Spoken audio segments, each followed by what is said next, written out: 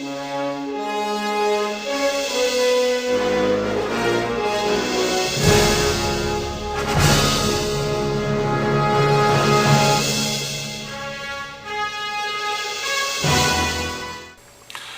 so this week in the trailer park, I thought we would talk about the top 10 most anticipated movies for the year 2009. Whoa. I thought we were talking about that rock movie that comes out this week, Race to Witch Mountain? Yeah, I wanted to use that line, finally, The Rock has come back to Witch Mountain. But, honestly, does anybody care about this movie? Yeah, no, not really. Exactly. So without further interruptions by this monkey, let's talk about the top 10 most anticipated movies for 2009.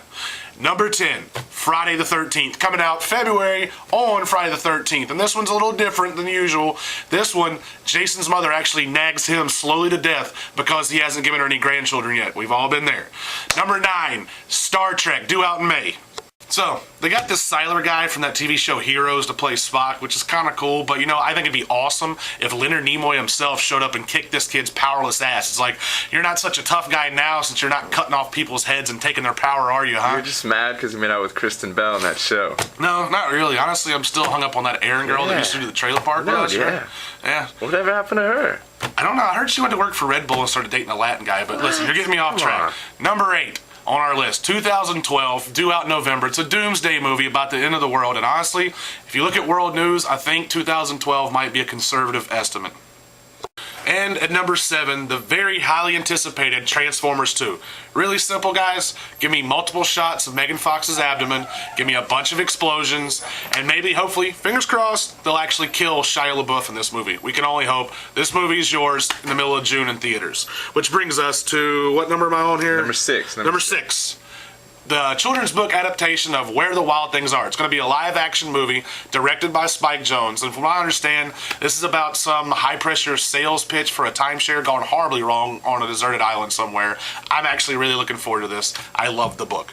Going on, number 4, 5? 5. One of the biggest movies of the year, Harry Potter and the Half-Blood Prince. The only reason why they're even making this movie is because J.K. Rowling, the author of the books, needs to make like 300 million more movies so she'll be rich enough to outright buy God, and she'll make everyone practice witchcraft once she's God. It's going to happen. The movie's out July 17th.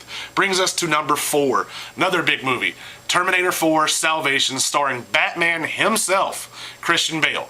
And I hear the Governator is going to make a cameo in this movie, which makes a lot of sense because that's probably why he hasn't had enough time to balance California's budget.